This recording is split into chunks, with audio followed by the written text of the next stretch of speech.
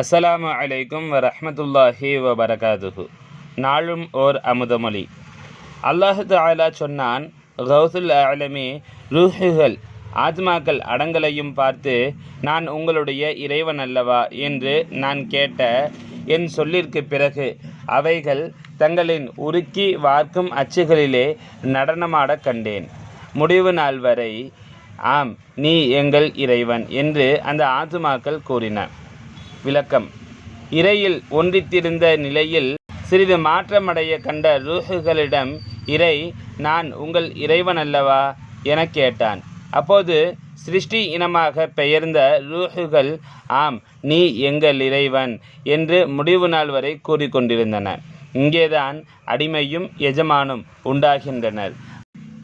வணங்குகிறவனும் வணங்கப்படுகின்றவனும் உண்டாகின்றனர். உருவாக்கும் அச்சுகள் பல சிருஷ்டிகளாக உருப்பெறும் நிலை.